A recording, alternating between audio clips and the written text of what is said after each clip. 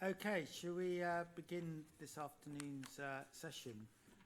So welcome to everybody. Thanks very much for coming. Before I say anything, I have to refer you to this slide here in relation to health and safety. So have a quick glance at that and then we'll get going. So my name is Martin Smith. I'm a Professor of Politics at the University and Provost Chancellor. It's a great pleasure to welcome all of you to this lecture today. This is the second of three Royal Economic Society lectures, and the aim of these lectures, I think, is to demonstrate the excitement and importance that is economics, and to show to all of you that, that there is an opportunity for you to come to University of York to study economics. And I think the thing that economics does is it provides an insight into a whole range of different activities. People often think about economics as being purely about money, purely about the economy, but actually economics influences all areas of our lives around the environment, around health, around education. So it provides a really broad understanding of how the world works. And I think if you come to university and study economics, it also provides you with a tremendous range of opportunities afterwards, and not only gives you a particular understanding and a very complex understanding of the world, but also provides a lot of job opportunities. And of course, the other thing too, whilst we are at the University of York, is to say that the Department of Economics and Related Studies at York is an excellent department, one of the best in the country, where you'd get a really good experience if you came to do a degree here. But the point of this lecture isn't to sell the University of York or the Department of Economics, but is actually to show to you the sorts of things that you can, the excitement that is behind economics and the sorts of things you can do with economics. And I think the also important to us is actually that we do engage with schools and we show that we are an open institution and that we are somewhere that you can all come to study. And I think the university and the Department of Economics are very proud of their widening participation activities. And we are, with the universities of Leeds and the universities of Sheffield, part of the Excellence Hub. And the aim of that hub is to build relations with schools, to show the sorts of things that go on at universities, and to show and to demonstrate that universities are not there for a small group of people, but are there for everybody. So if you're interested in economics and you're doing economics at school, or you're doing other subjects, but your excitement is raised by today's lecture, think about applying to university to do economics. Think about aiming high and applying to one of the top universities in the country. And I'm sure today's lecture will inspire and enthuse you more, and hopefully you'll get a lot out of it. So I'll pass over now to Rachel Griffiths, who's the President of the Royal Economic Society, and she's going to introduce today's lecture. So thank you, Rachel.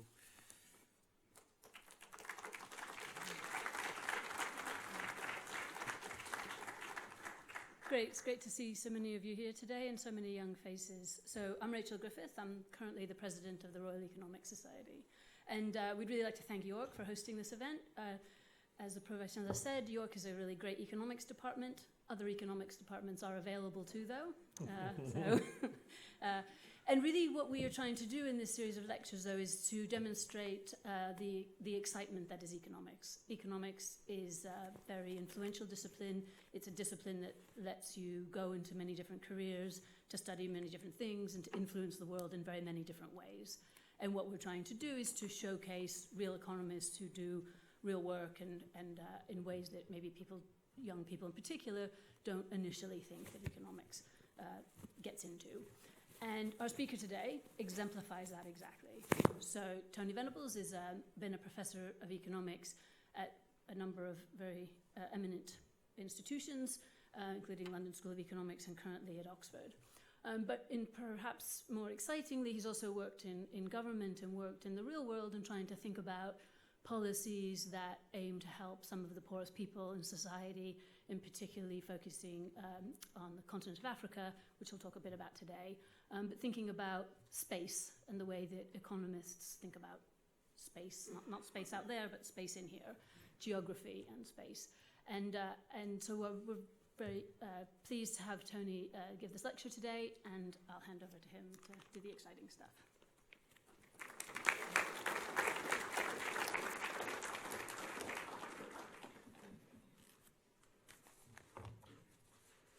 Great. Well, thank you, Rachel.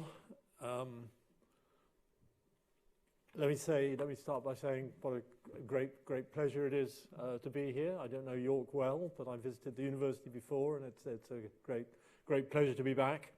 And obviously to thank you all for coming, and thank the Royal Economic Society for arranging this the lecture, or this whole program of lectures, annual lectures that happen each year. Okay. I want to talk about cities. Well, I immediately spoke wrongly there. Cities and towns, right? I'm not in London. Cities and towns and the urban structure, in particular in developing countries, but not only. Why cities? What's interesting about cities? Well, I guess that, there are some people out there who say cities are the absolute triumph of civilization, the ultimate product of our civilization, and all ideas have come out of cities. So on the one hand, you've got people who think cities, this magnificent triumph. On the other hand, you've got people who think of cities as the sort of den of iniquity, all evil, pollution, crime, bad behavior coming out of cities, there to be discouraged, they're bad things. And then there are probably quite a lot of people who just take towns and cities for granted. For most of you, it was where you were born, and it is what it is. For most economists, cities have not loomed very large in what economists do until I think recent years, where things are starting to change, and cities are getting more attention from economics. So what I wanted to do in this talk is really try and persuade you of three things. First, that urbanization, world urbanization, the process that's going on, is a huge challenge that we face. I guess we all think, challenge number one is obviously climate change. But to me, challenge number two is accommodating, many billions more people in cities, and I'll give you some numbers in a moment. A hugely important challenge for humanity that we need to be addressing very quickly indeed. So I want to persuade you that it's a great challenge. I want to persuade you that cities are economically interesting, that they've got their own economies, economic rules functioning inside cities that are quite fascinating, I think. And I want to persuade you that economists really have a role to play in helping the world meet the challenge of urbanization, in helping design, plan, get cities that work effectively and functionally. So that's what I want to do during the course of the talk. Continuing by way of introduction, let me start with three facts. Fact one. I think they're all rather attention-grabbing facts.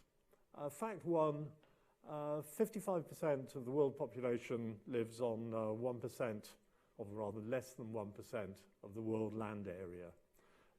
So that's the map where the spikes are obviously population density. So there are some areas that are sort of shaded blue, most of the UK, India, parts of coastal China, where population density is high, even in rural areas. But of course, the outstanding feature are these spikes. So that immediately poses the question: well, the fundamental question: why should population concentrate in that way? Those of you who've done some economics will have encountered diminishing returns or diminishing marginal utility or whatever, and the idea that the more you do of something, the less the value of doing even more of it. Well, if you believe that, why do you pile lots of stuff in one place? You should be spreading it out. You know, you're hitting diminishing returns, spread it out. So there's immediately a challenge for economists in thinking about, you know, why is population so very spiky? So that's fact one, just motivating things, setting things up. Fact two, urbanization and prosperity go hand in hand.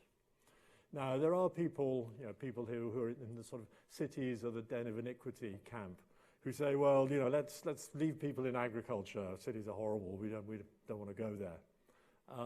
This slide, I guess, is intended to dispel that. I mean, look at, so on the horizontal axis, it's income per person, right? And in the center there, okay, these things are huge. You can see them, right? It's $10,000 per person income. And on the vertical axis, it's the urbanization rate, the share of the population in urban areas. And I suppose two main points. One, that strong upwards relationship. The richer you are, the more urbanized you are. And, you know, obviously associated with that, the empty bottom right-hand corner. So essentially, you know, if your income is more than $10,000 per person, then you're 50% urbanized or more, right? There's no country, well, possibly Mauritius. Apart from Mauritius, no country with a per capita income of more than 10,000 that is less than 50% urbanized.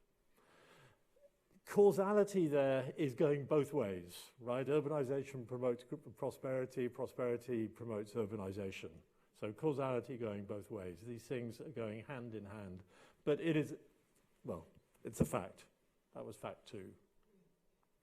Fact three, yeah, let's look at the time series. So horizontal axis here is time, and then urban population in billions, world population in billions on the vertical axis, with the red part being urban and the blue part being rural. So obviously we passed the point where more than 50% of the world's population is urban some years ago. Rural population is actually predicted to decline as we head out to 2050. But urban population continues to grow, and to grow fast. I've put the raw numbers on the left-hand side there, well, starting in hundreds of millions and then obviously switching to billions as population has grown.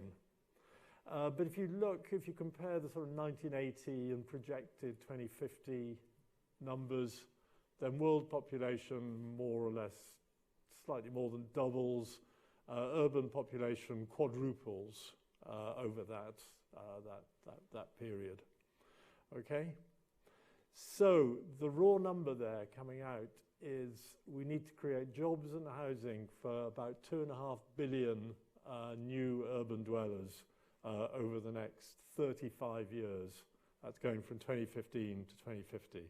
Now, 35 years is not very long, and 2.5 billion people, you know, jobs and housing for 2.5 billion people is clearly enormous. Or putting the number a different way, the world has to build a new city of London, every 6 weeks. Or if I looked up the population of York correctly, has to build 10 New Yorks, 10 New Yorks a week. Okay, so that's the scale of the challenge. Okay, that is what I meant by the challenge. Okay, so, you know, what will cities look like? You know, let's just do some thought experiments. I mean, what do cities look like? What do we think they're going to look like in 2050? So just some pictures to sort of prompt your thoughts. The top row there are as people have imagined future cities, right? The left-hand one is actually from a 1927 film called Metropolis. So it's imagining a city of the future. So yeah, skyscrapers, there's a little aeroplane flying around between the streets. I don't think it's a biplane. But anyway, a 1927 imagination of the future. The one on the right is randomly picked by me from the web. It's someone's imagination of a future Paris.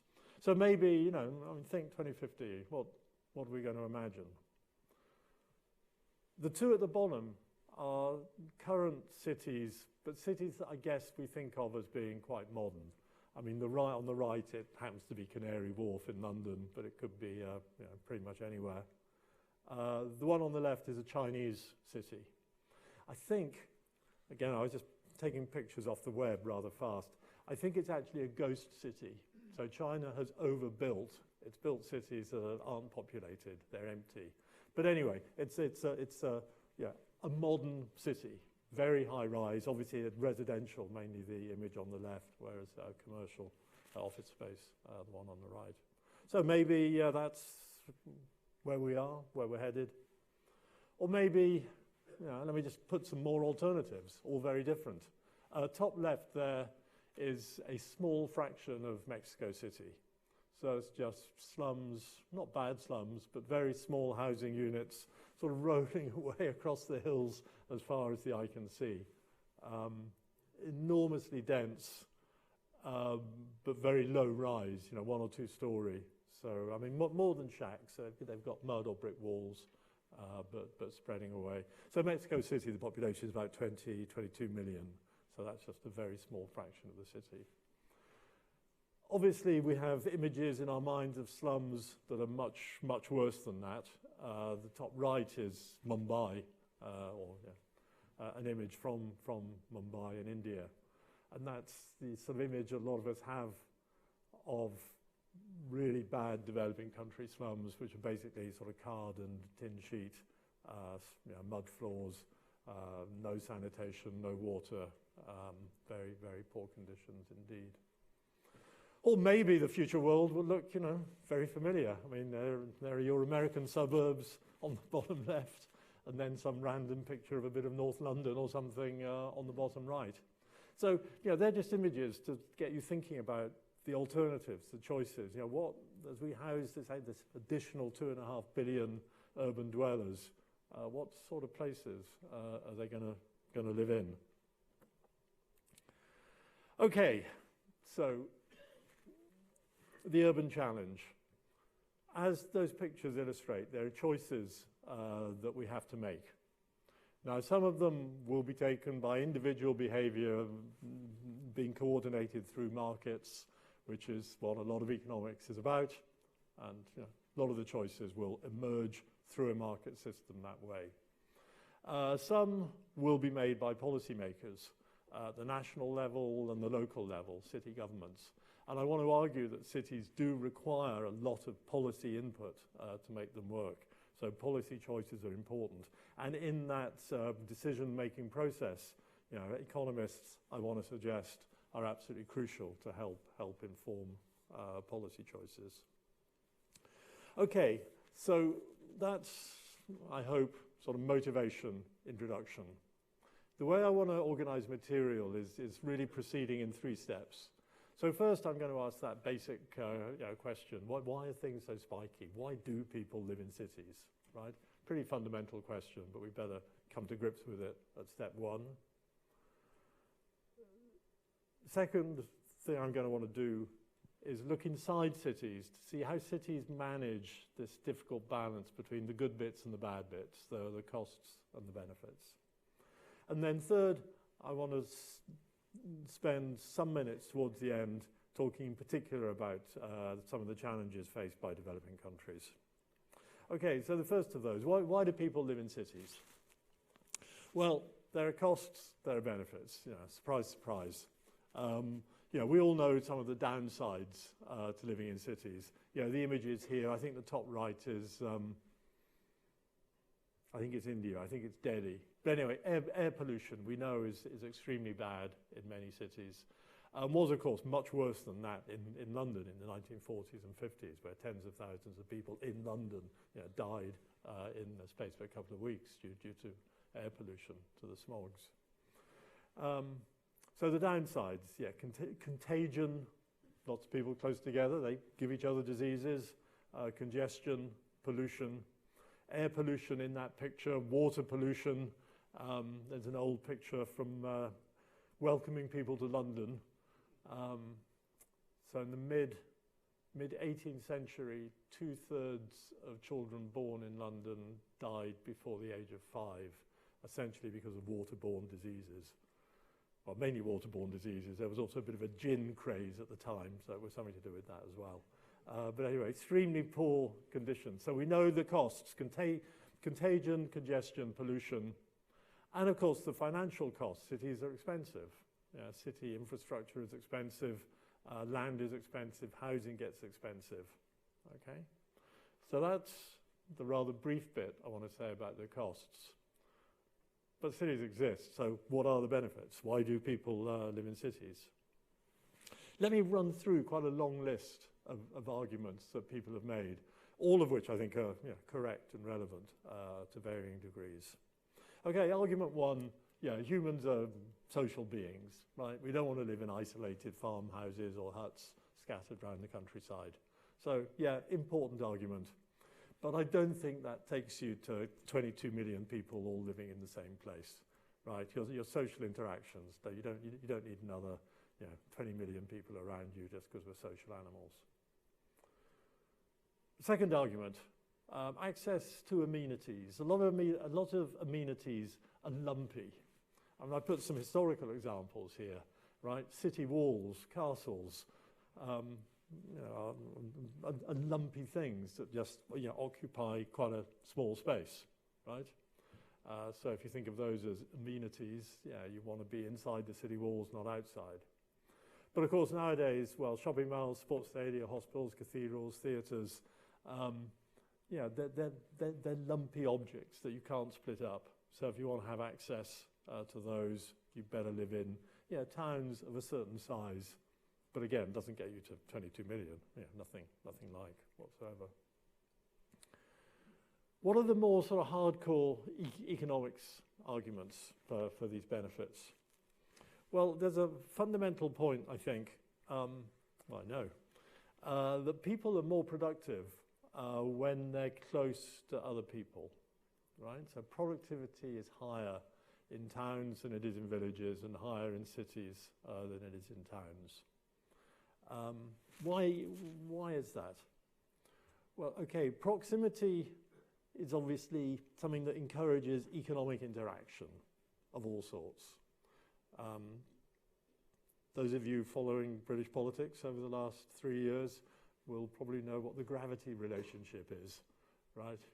International trade halves with each doubling of distance, okay?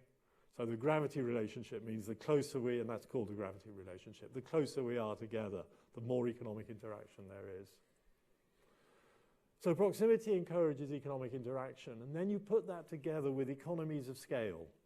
So the more is going on in a place, the more productive you are, the more interaction there is, the more productive you are. Then you get this sort of magic that people become more productive when they're close together. I want to unpick that, go behind that argument, and then give you some evidence, not just an assertion. But let me sort of go under that argument, try and unpick it a bit. Okay, what do I mean by economies of scale? Well, economies of scale happen within firms, right? Some firms have to be huge to reach, to become really productive. I've put one example here. Ford on their London site in Dagenham at one point was employing almost a town itself, had 50,000 workers. I tried to look up the numbers for, is it Terry's Chocolate in York? Don't know how many. Anyway, firms got big, and firms had their plants, their factories in one place. So that's economies of scale within a firm. But on top of that, and more important, in this context, there are economies of scale between firms.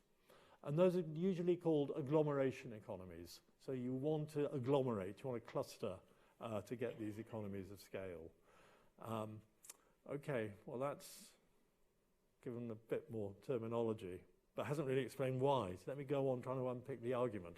So why is it that there are these economies of scale of getting close together? Okay, a list of arguments. The first, pretty obvious, mechanical, proximity saves transport and communication costs. Shipping goods, attending meetings is all cheaper and easier if the places are close together than if they're a long way apart. Firms want to be close to their customers. They want to be close to their suppliers, and particularly in a world of just-in-time delivery, just-in-time technology, really, proximity is valuable. Slightly more subtle argument. Intense competition, proximity, that intense interaction increases competition, right? If you're out in the middle of nowhere and, your customers have to come to you because they can't go anywhere else, what competition is there? What incentive is there for you to get efficient? Well, no, there isn't one. So, being in this dense place breaks down monopoly power, monopsony power, makes things more competitive. The next argument, I think, is probably the most important, and of course, dates back to Adam Smith, essentially, goes back a long way. Workers and firms are able to really specialize in large, dense economic interaction places than in small places. Okay, so if you really specialize in becoming, I don't know, a brain surgeon or an economic consultant in some particular field, that almost by definition gives you high productivity. You are, the real expert on something. You've got high productivity. But only if you can sell your specialism to someone. So if you become this super specialized person, in a little village, well, it's worthless, right? There's no one to buy it, okay? So the incentive to specialize, to get those real skills, is stronger in big urban places than elsewhere. An aspect of that is matching. Firms want workers with particular skills. Workers have particular skills to offer. Making those good matches between employers and employees is easier and better in these big centres. The last point on that slide, a lot of people were arguing, mainly sort of 20 years ago, that because of ICT, information and communication technology, distance was dead, right?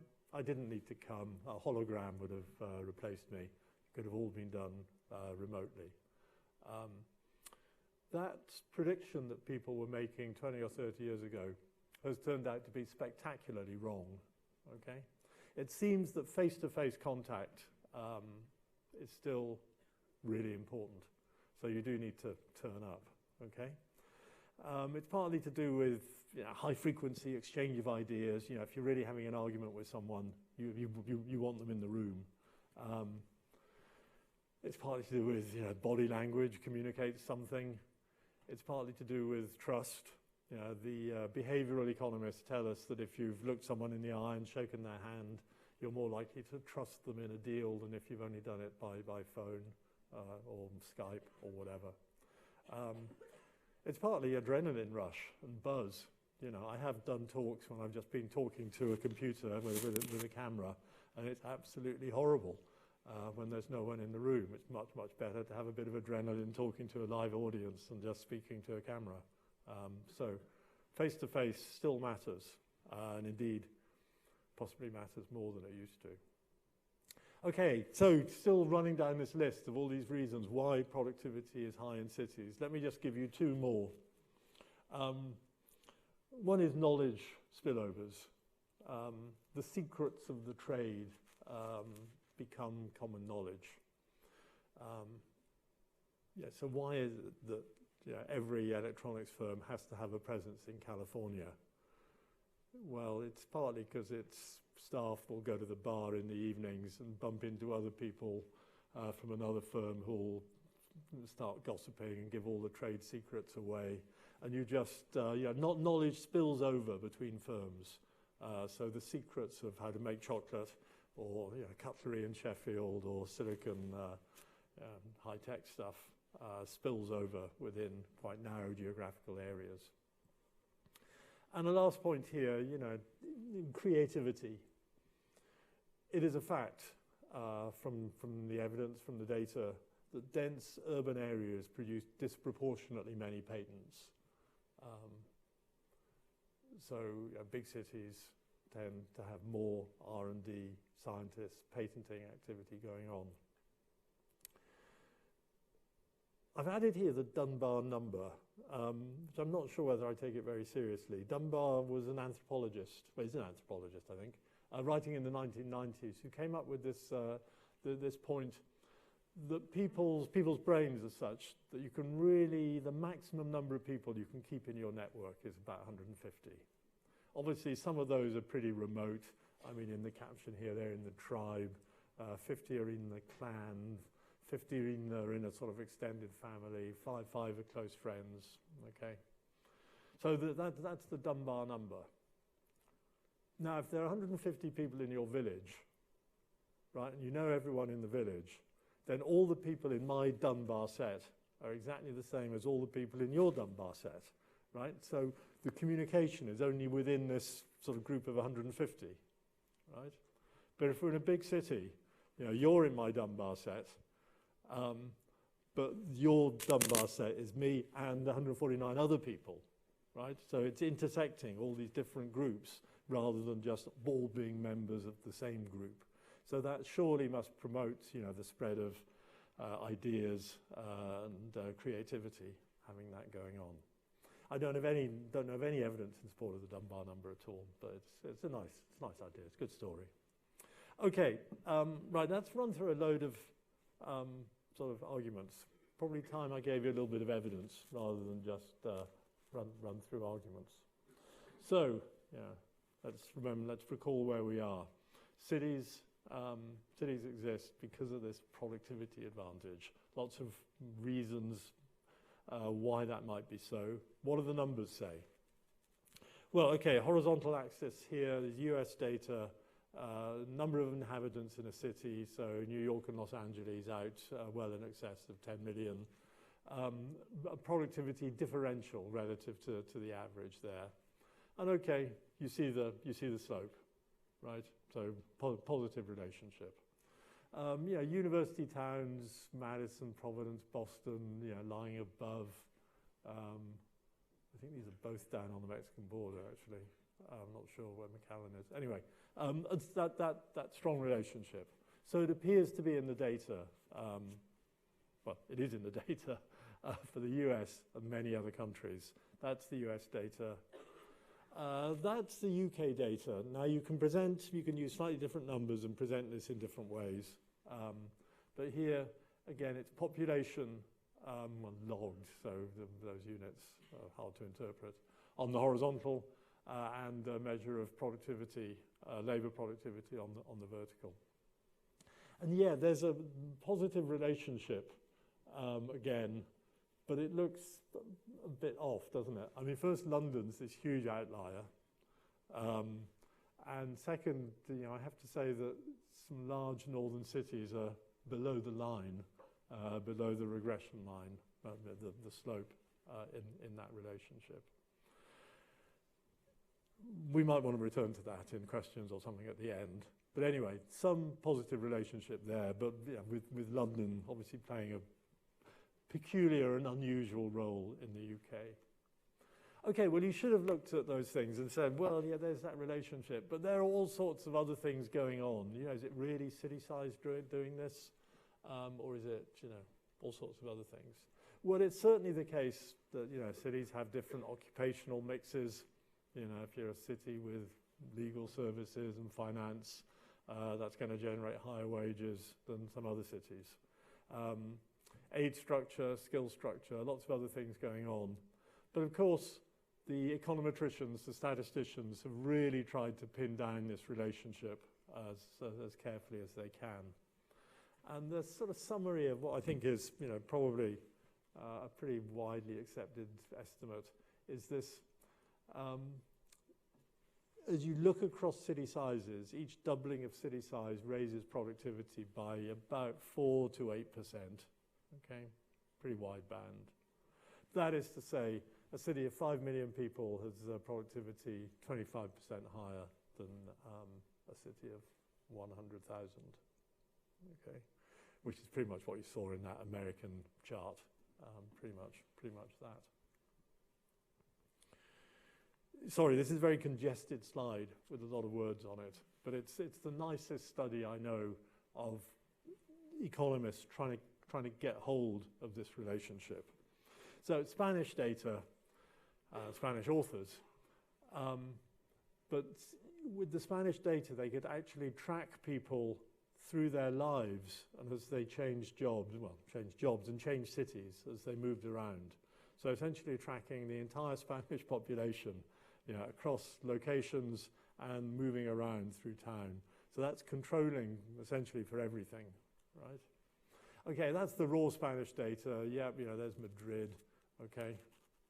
But if you track people and then do all the statistics, then you can generate a sort of representative person following different paths. So here you have years worked. This is the earnings premium, right? So I'll put, 35%. So this is compared to, let me get this right, the earnings premium over working in a small city, Santiago, okay? So if you've worked in Madrid for 1 year, you're getting 10% more than if you work in Santiago. If you've been in Madrid, well, there's a learning process going on, which sort of makes sense. So you get up to 30%. Okay.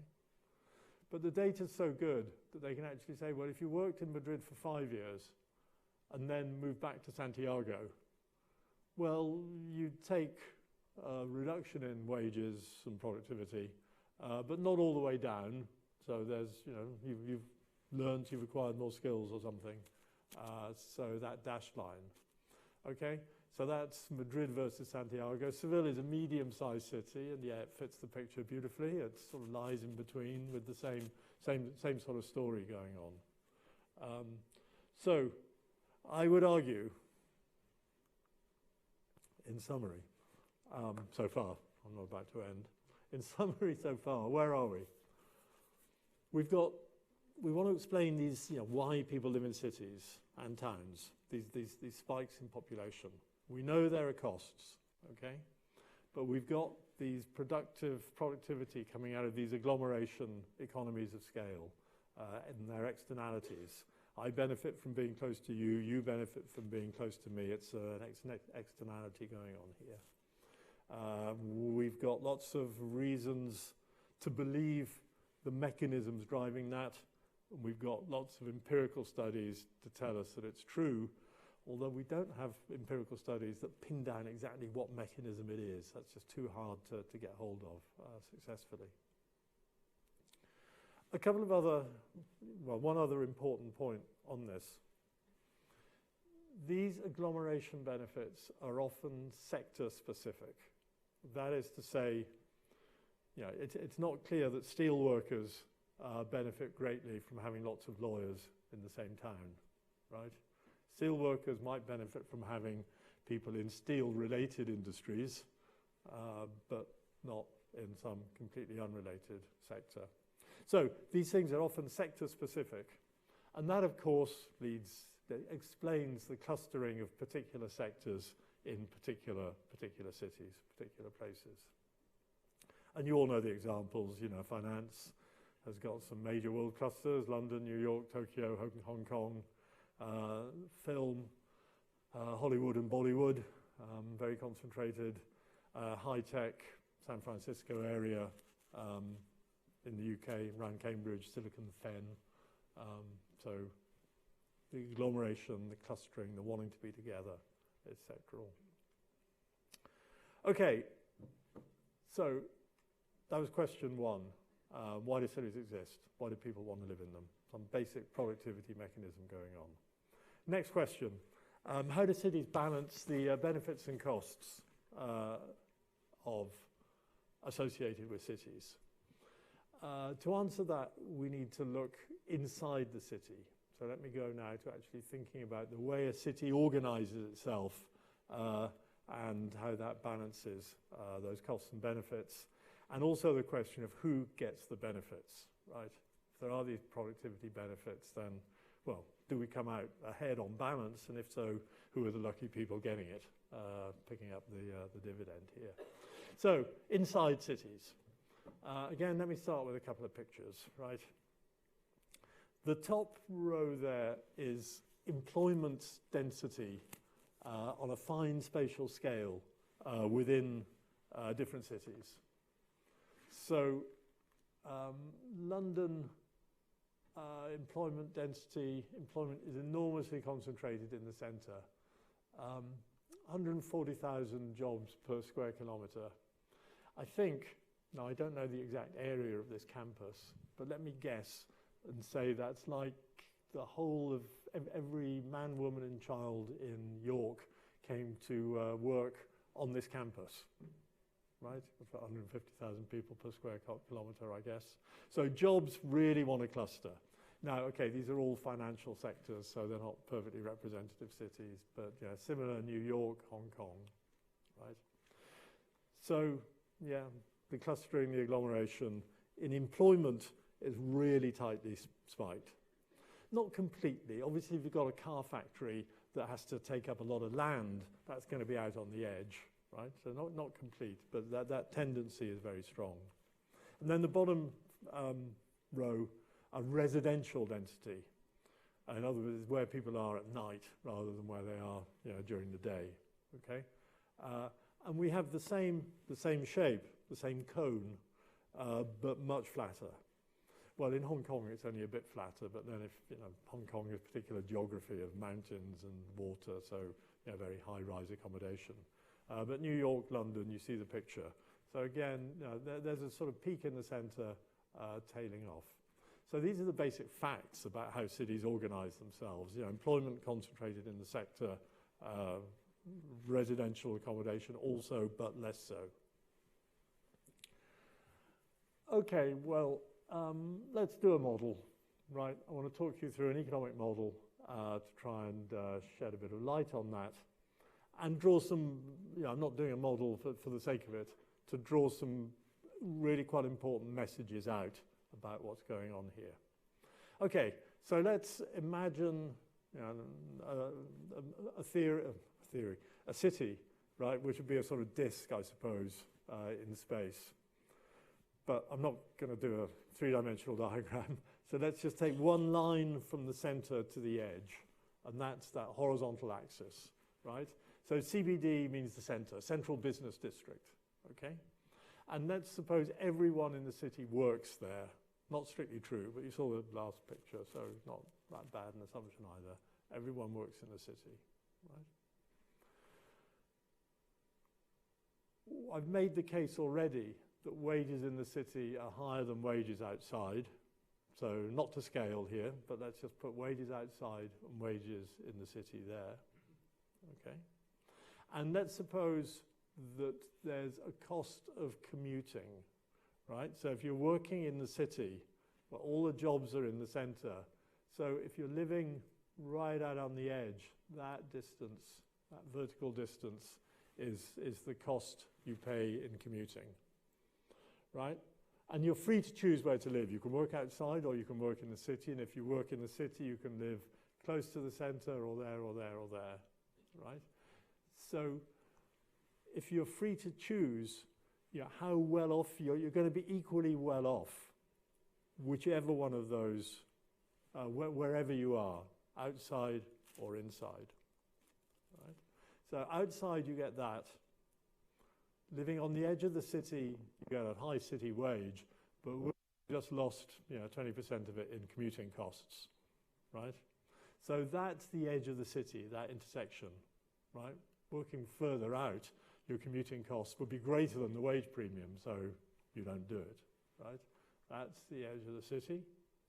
But what about this person, right, living close to the center, right? They're getting the big wage. They're close to the center, so they've got very low commuting cost. Are they better off? Well, no, obviously not. If they were, everyone would pile in there, and if everyone piled in there, rent would go up. So rent is determined, right? It must be the case that rent is that vertical distance, okay? So there's a rent gradient going out. So in the center, what this diagram is doing is explaining that in the center, rents are high, At the edge, rents are low. It's also explaining city size. Okay, so the figure tells us rents at each distance and total city size, right?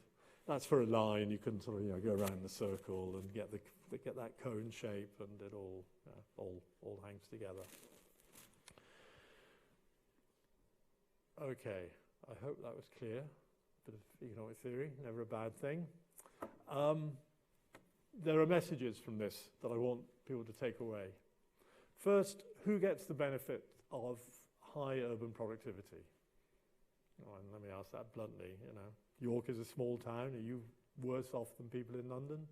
No, you're not, right? You're not paying commuting costs and you're not paying rent. So who gets the benefit, right? All the benefit, in this simple case, all the benefit, well, some of the benefit gets wasted in time on commuting, right? So some of the benefit is just lost in commuting cost. The bit that is real benefit accrues entirely to landlords, right? Landowners capture the surplus, the benefit created by the city, right? So really powerful message. Okay, simple model. Clearly, if you're a banker who gets a huge wage premium from working in the city, and if you also have a preference for living in a very small cupboard, so you're not paying much rent, then you're going to have a lot of spare cash left over, right? So clearly there's noise around this. But the basic argument, really fundamental, right? That most of the benefit of cities is captured by the landowners. Second point, there is net benefit from the city, right? Some of the benefits, some of that wonderful productivity differential is wasted, and time on time commuting, but some of it does go to people. People happen to be the landowners, but it's not wasted. It's a surplus. Third message that comes out: tax land values, right? Why should the landowners get this benefit? Tax it away. Let me make that argument in a bit more detail. Yeah, if I happen to own a bit of land in the centre of the City of London, and that land goes up in value, what moral claim do I have to taking that cash, having that asset? None whatsoever. It's been created by the city as a whole. Okay?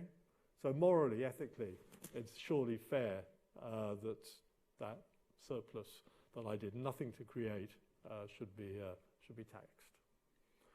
Second, taxing land is administratively quite easy. Things that move are difficult to tax, right? If you can just move out of the jurisdiction or hide or something. Well, land doesn't move, right? So it's quite easy to tax. You have a land registry, that's it, okay?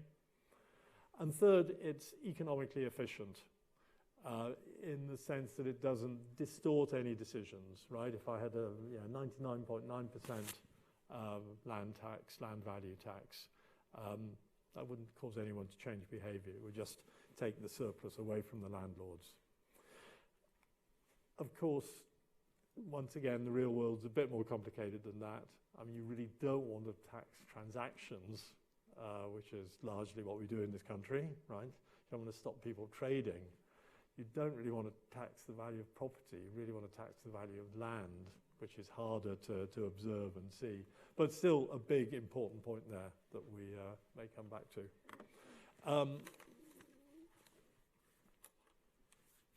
Three other points I want to get out of that bit of theory, right? The benefits are larger if there's good connectivity, yeah? So if I lowered commuting costs, that would be flattening that slope, okay? That would make the city larger and the benefits larger, okay? So benefits are larger if there's good connectivity, and connectivity is a word I'm going to use quite a lot from now on. Connectivity can be achieved in two ways. One is good transport, flattening that line. But the other, of course, is getting more people to live close together. Density, building tall, okay? Well, if rent is high in the centre, that means land is expensive, which means that there's an incentive to build tall, to economise on land, spend the money on building the structure, not using land, because land is expensive.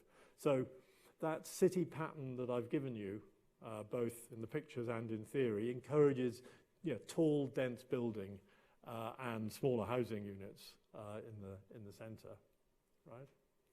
And the final point that I'd like to elaborate on more, but I'm just going to make it in passing, density is obviously green, right? If you're living in a fairly small apartment, in an apartment block, you use a lot less energy heating than in a suburban house, and then you're probably walking, using public transport, not having a car. So this sort of urban agenda of density meshes very well with the climate agenda of reducing carbon use. Okay.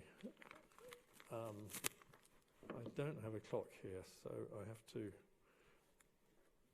speed up quite a lot. Okay, where are we? Balancing the benefits and the costs.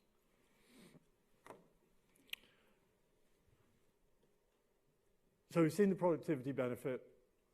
We've seen how that maps into the internal organisation of the cities. We've seen who benefits from that. Okay, so it all hangs together as an economic story of cities in our minds. Let me now spend the last 10 minutes or so armed with that bunch of arguments and theory, thinking a little bit about urbanisation in developing countries. Okay, I gave you some facts at the beginning. These are repeating them worldwide and breaking it down a little bit by region with charts. And on the left, let me just say a few words about Africa. So, in Africa, urban population will treble between now and 2050. In other words, Africa is about a third of the way through its urbanisation process, and so far it's not going very well, to be frank. Putting that number differently, just for Africa, the African urban population increase, it'll be about 800 million, again, get this right, over the next 35 years. 800 million urban dwellers is more than the total urban population of North America and Europe put together. So Africa has to build structures over the next 35 years equivalent to all the urban structures in Europe and North America. Well, it's not going to happen, right? I mean, they'll build something, but it's not going to happen. So the challenge is there. I want to draw out a couple of points related to that. In thinking about this process of building cities for that trebling of urban population over 3 decades, right? I think it's useful to think about the sort of investment. It's obviously an investment process. You're building cities. 3 investment processes that you really want to have working for you.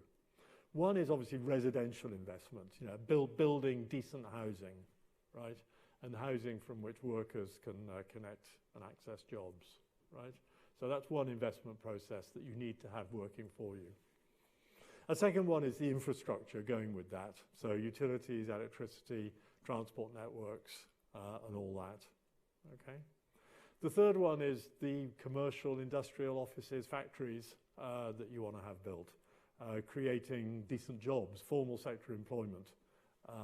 So I want to say just a few words about each of those investment processes and where we are with them and what's going wrong. Obviously they're separate investment processes, but a point I want to emphasize and come back to is that they are all interrelated. Interrelated in many ways, and certainly they all require funding, some public, some private. And they all require a governance environment, a city authority and a national authority, willing it to make it happen. Anyway, a couple of remarks on each of those investment processes. Residential investment.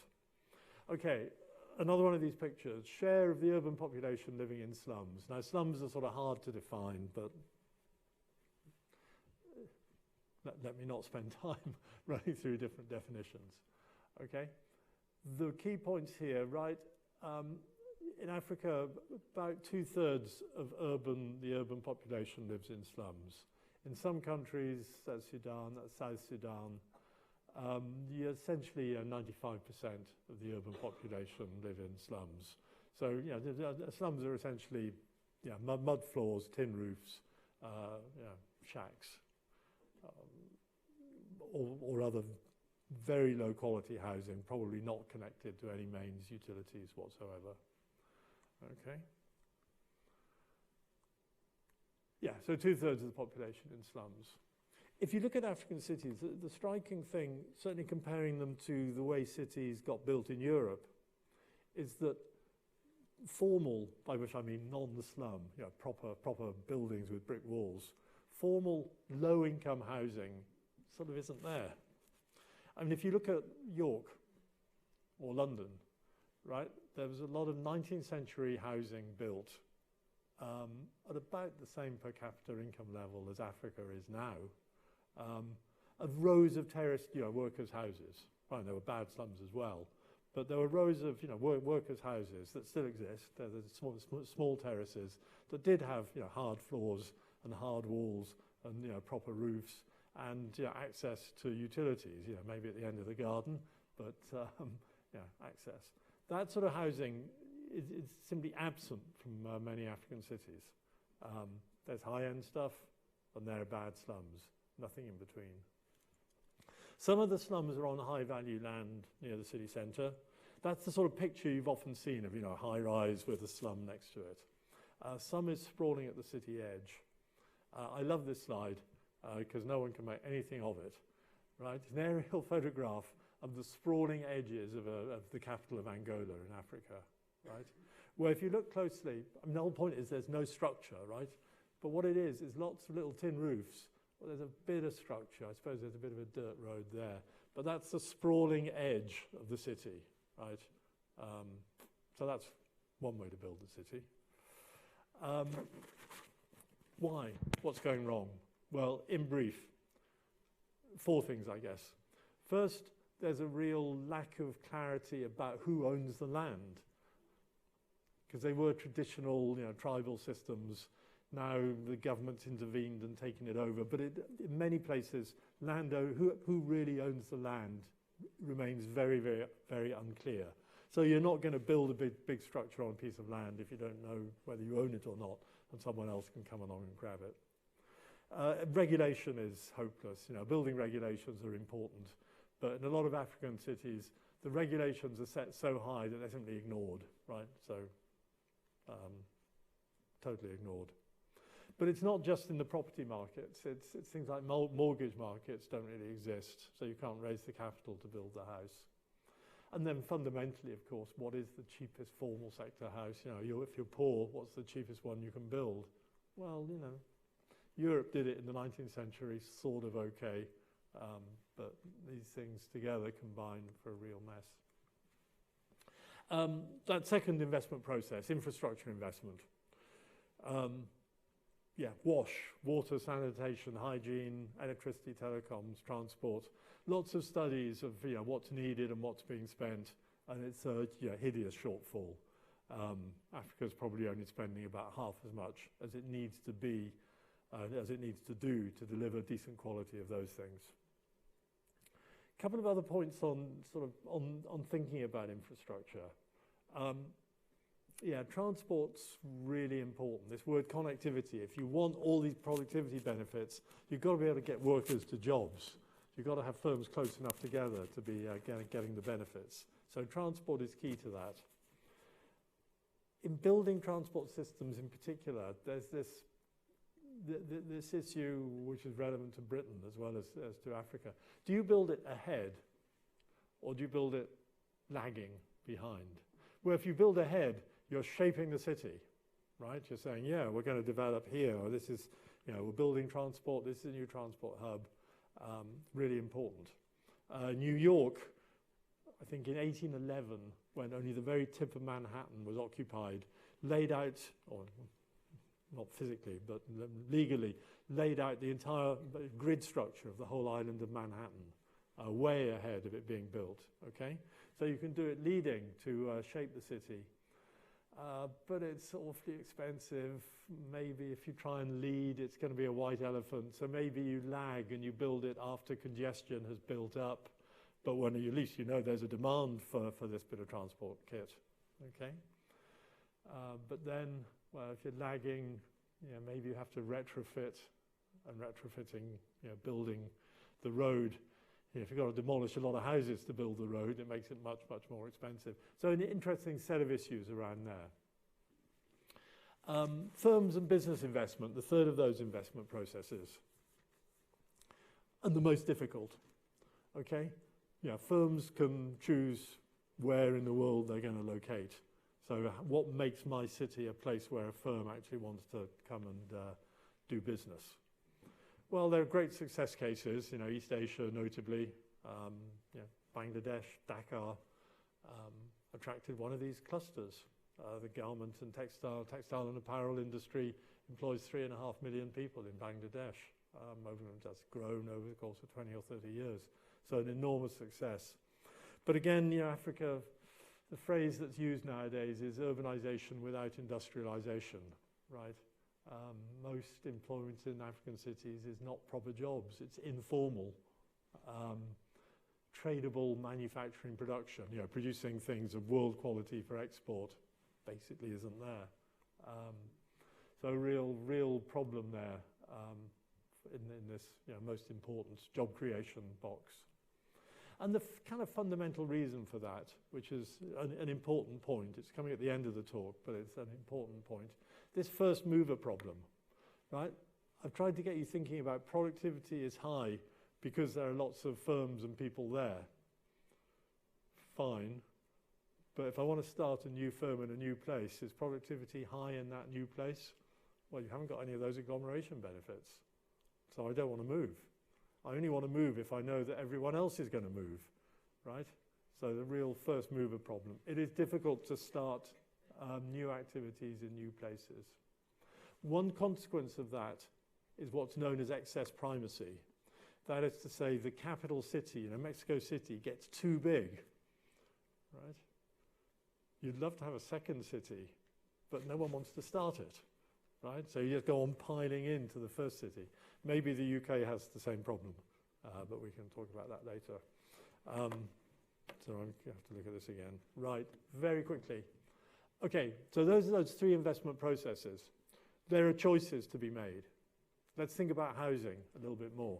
Let's go back to the residential housing. How has Africa thought about, what are these different housing choices that can be made? Well, I've shown you this slide before. China has done very well in building decent accommodation for a massive urbanization. But of course, the key point is coming back to my land tax, right? In China, the state owns the land. So the state was able to use the increase in land values once the city got going to pay to build the city, right? So you can do that if you're taxing land value appreciation, or even better if you own the land in the first place. So China's done it successfully. It's overdone it, if that's a ghost city, but it's really had the ability to build. So China's done it partly because of that, and partly because if you save 50% of your income, you can do a lot of investment. Africa's not saving 20% of its income, neither is the UK. So this is quite extraordinary. Chinese model in Africa, this is a Chinese-built area outside the capital of Angola. Too expensive, too far away, occupied by, well, partly unoccupied, partly occupied by civil servants who have to commute about 4 hours a day to get into the city. South Africa, after the end of apartheid, launched a fantastic residential building program. Really wanted to house its people well. But it looks like this, right? So I think, there are choices to be made, and South Africa made a rather bad choice building this sort of house, because there's now great concern, right? Did it on a huge scale, now great concern that it's low density on city edges, and workers are isolated. Workers can't get into jobs. Firms aren't moving to these areas, and workers can't get into the city centre. So they made a choice, which, good in some ways, but not that well informed about, what makes for a successful city. They've got a real problem that the people they wanted to integrate are marginalised on city edges. Ethiopia is perhaps taking a more sensible route, building these sort of tenements. You know, 5-story blocks, not very attractive, but commercial activity on the ground floor. They're not high-rise, so you don't need an elevator, so they're cheap. You can walk up. You know, the Chinese blocks are expensive. You've got to put elevators in, right? Although some of these clusters are too far out, so same sort of problem, too remote. Okay, so choices have to be made, and we have these 3 investment processes. Couple of concluding comments. First, really important when you make the choices, you see the city as a system. Okay? So, yeah, if your infrastructure is good, then that helps firms, that does job creation, that raises productivity and income, that enables people to afford housing, that gives you a tax base that enables you to do the infrastructure, and round you go in a virtuous circle. But if one bit of this is missing, you know, if you haven't got the tax base to build the infrastructure, you know, you're going round in a vicious rather than a virtuous circle. Okay, so seeing the system as a whole. Okay, 2 concluding slides at last. What else do I want to say? Okay, the future is urban. I've given you the projections. It's going to happen, right? We can be pretty sure of that. What sort of cities do we want to build? Well, one thing I haven't talked about is the size distribution of cities, right? That's important, okay? There are towns, small towns, medium-sized towns, large towns. You know from the theory that people are equally well off in all of them, except that in the big cities, they probably are more productive and the landowners are taking the benefit, okay? But clearly, you know, cities can get too big. Mexico City at over 20 million is an excess primacy problem due to the first mover issue that I spoke about a moment ago. The future. Couple of remarks about future technologies. ICT and death of distance. Well, 20 or 30 years ago when people predicted that, they were wrong. In the future, who knows? Maybe in 20 years, I will be a hologram doing this rather than here in person. Well, I certainly won't be here in person. That's another story. New forms of mobility. How's that going to change things? Autonomous vehicles, maybe. More likely scooters, frankly. That'll be the transformational thing, electric scooters. But we shall see. We don't know. Smart cities. Obviously, just much better computer control, computer monitoring of everything from transport systems to service delivery, raising things. Climate issues overhanging the whole thing, right? So making cities green. As I've said, they've got the potential to be green because of high rents, inducing density, supporting public transport. The role of governance, really important. Final slide. Economists, what have we got to do with this? A few points. A lot of these issues are really issues where economists can and most definitely should be contributing. Housing choices, infrastructure, jobs, productivity, public finance, raising finance externally through international capital markets. These are all areas that economists work on. Really important that they are, that people do work on these areas and that they're heard and they have policy influence. Economists are particularly valuable because of the expertise they bring to bear. I do think economists. Now, danger of me being rude about some other professions here. Economists bring 3 particular things to bear that is valuable. First, seeing the system as a whole, right? You know, when you do a policy, it has an immediate effect and other effects that ripple through the system or round in that circle. Economists think in those terms. No architects in the room, I hope. Architects tend not to. They do the beautiful building, but don't see the system as a whole. So economists, really important for that reason, seeing the system as a whole.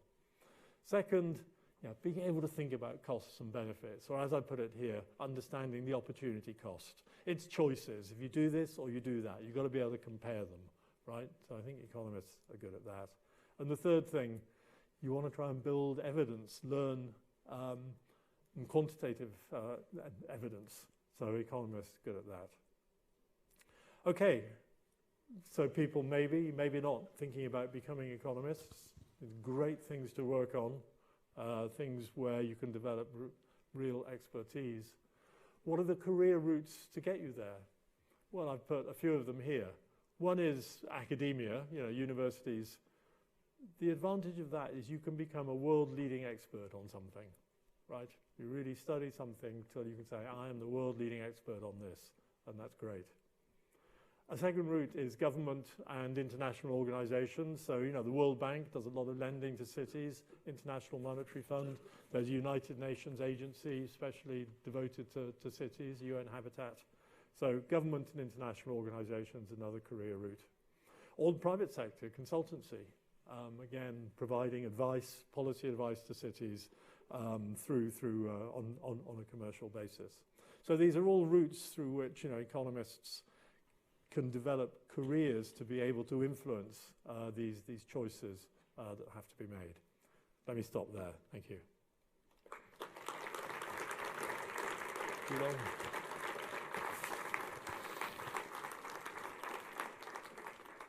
Thanks very much, Tony, for a great talk. So we have a little bit of time for some questions. We have some microphones, so if people have questions that they'd like to ask Tony about his work or ideas.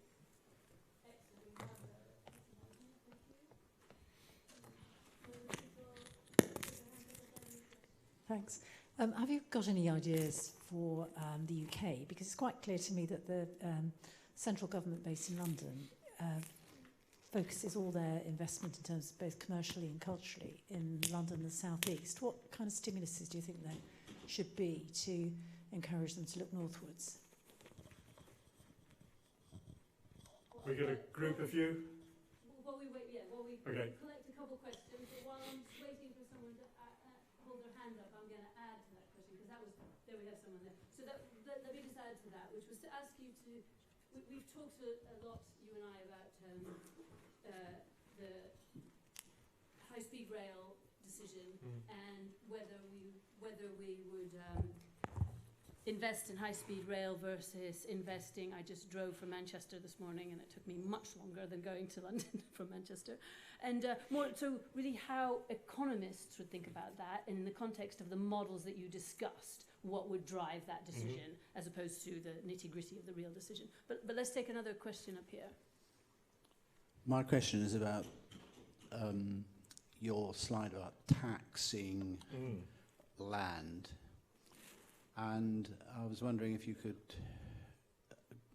contribute something on the question of social housing and, council houses, the provision of government houses versus the tax of private property, private land. So let's pause and let Tony answer those two, but I'd really like to encourage the students, while they're listening to answers to that, to think of some questions that they might have. You can ask Tony anything you want. He said, what's the capital of Mongolia? Which I don't know the answer. I do, actually. Okay, let me take the second of those. You posed that as a versus. I'm not quite sure it was a versus. Why? I mean, taxing land, I think, is... it's really important that cities have a fiscal base, right? They have big bills to pay, and there's such a natural tax base, sitting there for the reasons I outlined. So exploiting that tax base does seem really important. Then it seems to me there's a completely separate issue of social housing, where clearly, housing markets are difficult in essentially all countries for lots of reasons of affordability and access to capital and whatever. So definitely a role for social housing. If you look at, just that Ethiopia case is quite interesting. Essentially, the government supplied the land free and built the houses, and then sold the tenements, but they were subsidising, so there was excess demand. So they actually ran a lottery system. Okay, so if you won the lottery, you had the right to get a government-backed mortgage to buy one of these things built by the government. That's working quite well. So that's obviously, it's not social housing, but it's housing built by government and then sold off with government subsidy.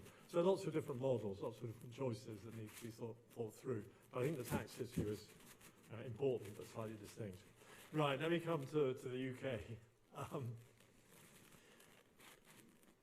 The UK has a peculiar city structure, right? You saw the slide I gave where, London was right out.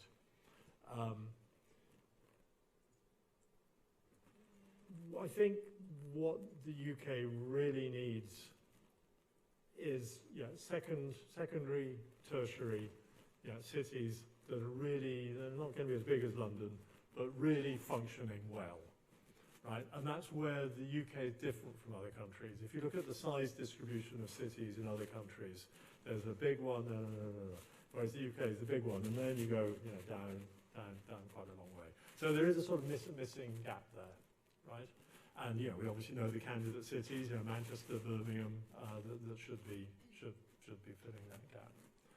Okay, so the question is how? What does it take? That was, I think, both your questions.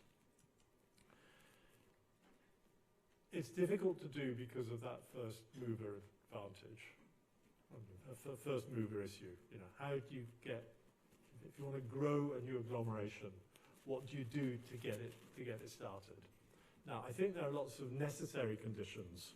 So I can't point to one condition that's sufficient to make it happen. But the necessary things are, certainly local government that's functioning and joined up across a wide area rather than completely fragmented. And then as it's joined up, it's able to do transport policy, for example. First, it's going to have a decent tax base that it needs to exploit. Then it needs an authorising environment that's fairly wide geographically and fairly wide functionally. So it needs to be able to do the tax base. It possibly needs to be able to borrow on the international capital markets. Well, UK cities can borrow through government means.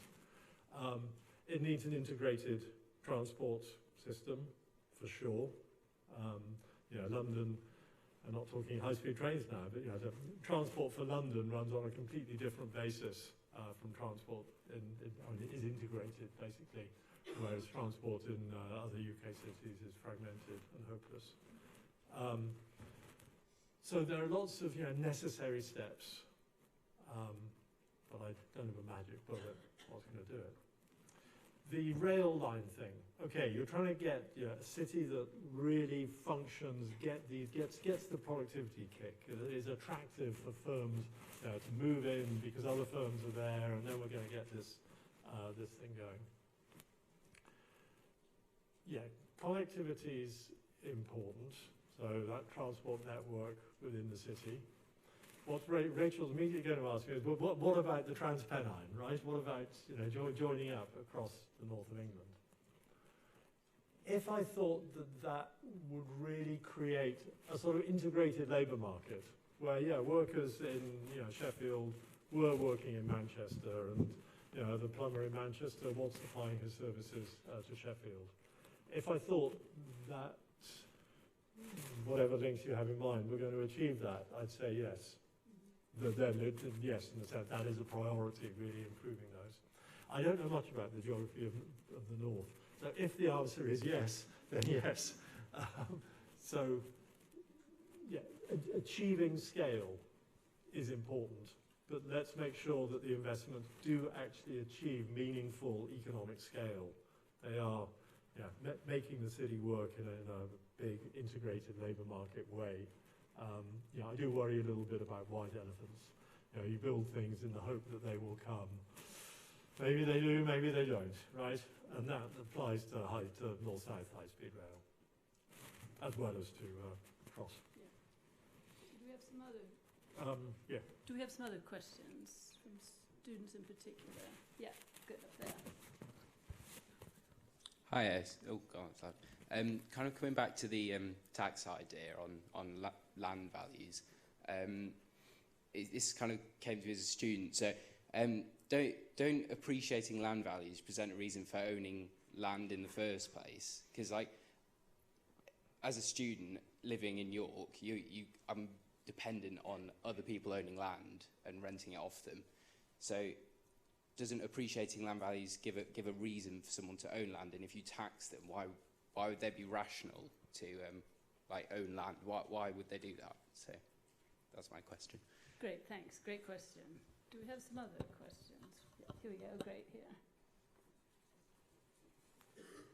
Now I'd like to challenge all the female students to come up with a question, please. Here we go. Can someone? Yeah, thanks. Do you think that with the onset of like Brexit and stuff, do you think that that could kind of hinder the development of cities in the UK? Due to like less people kind of coming in and like giving their services and stuff in the cities? Great, thanks very much. Also a great question. Have we got another student question? Here we go, perfect. Thank you. So in terms of the UK and urbanisation, do you think austerities have played a part in this, and how do you think that's going to play out in the future? Excellent, thanks very much. Do we have any other students want to ask a question? Okay, let me. Well, no. Okay, sorry, I just didn't see your hand. Hi. I was just going to ask about the transport network. You said outside of London it's absolutely hopeless. Inside of London you've got a regulated and integrated system. How do you get it so that outside of London we have a system that isn't hopeless and that helps facilitate better urbanisation and more economic progress outside of London? Great, thanks very much. Okay, Tony. A simple set of questions too. Good, okay. I have sort of written some notes, because I almost surely wouldn't have been able to remember them otherwise. Yeah, land value appreciation and taxation thereof. Two comments in reply to that, I think. First, even if you didn't buy it, the land would be there anyway, right? So someone would, it would be redeveloped or developed. And then more importantly, more centrally, I said that the land value tax was non-distortionary. What I meant by that was the following. Suppose the tax is not 100%, right? 99%, or let's say 90% for the sake of argument. Then you make money if it's appreciating in value, whether the tax is 0% or whether it's 90%. You make money either way, so you should buy it either way. 90% wouldn't put you off, right? That's what I meant by non-distortionary. Maybe we should, I'm happy to follow that up afterwards, but I don't want to get into too much detail about distortionary taxes right now. So let me go to the other ones. But anyway, Brexit.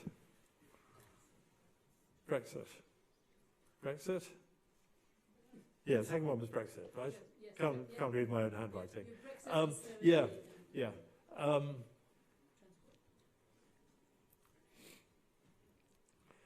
Once you start thinking in terms of these increasing returns to scale, agglomeration economies and all that, you start thinking in terms of virtuous and vicious circles. Yes, and that means you can be on a virtuous circle or you're a vicious one where something unravels, right? Car factories want to be in the UK for lots of reasons, but one is that there's a supplier nearby, right? The car factory goes, the supplier goes, that makes it less attractive for another car factory. So unraveling of sectors is a real worry in my mind. So to me, the killer, why Brexit scares me, is that we will lose entire sectors through this unraveling process. The car industry is the obvious one but you can think of others. So as I say, let me run that through again. So agglomeration is this firm benefits from that supplier, and that supplier benefits from that firm and that firm and that firm, and they're all close together. And that's fine, that's robust, that's good, until you push it a little bit too far, right? And then one goes and it unravels. And I can imagine that happening to some UK sectors, which is why Brexit scares me. UK austerity,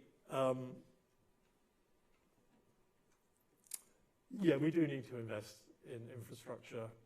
Now, let me give a different answer. I mean, I'll give that answer as well, right? I said that the thing about economists is that they can think not just of the direct impact of a policy, but of the indirect impact of a policy, right? So you do something and it has implications. You make a choice that has implications throughout the system. It seems to me that a lot of austerity decisions were taken pretending, or ideologically believing or whatever, that you take a choice that has no consequences. You save a bit of money on social care, and that has no consequences for the rest of the NHS. And I could give numerous other examples. So economists need to get in government. Well, they are in government. The Treasury should have done something to the previous Chancellor, but one, but two, possible. Anyway, economists are needed. So that's a bit of a tangential answer, but I wanted to say it. Transport, I shouldn't have said hopeless. That was overspeaking. But you clearly, buses in particular were deregulated. So, let me speak for my hometown in Oxford. It has too many buses. There are 3 or 4 competing bus companies that cause congestion. Each interferes with each other as they try and poach traffic from each other. You need to put back a system where local authority is some regulatory authority over transport. TfL has that in London.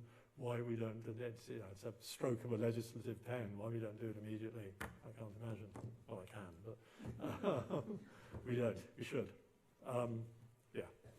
Great, I think we've reached the end of our time, so let's thank Tony, and we have a final vote.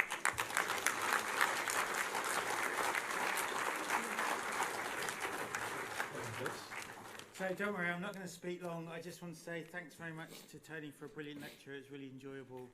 I think we probably all learnt a lot from it. Thanks to Rachel and the Royal Economic Society for supporting the lecture, and thanks most of all to all of you for coming. I hope you got a lot out of it, and have a safe journey home. Thanks very much.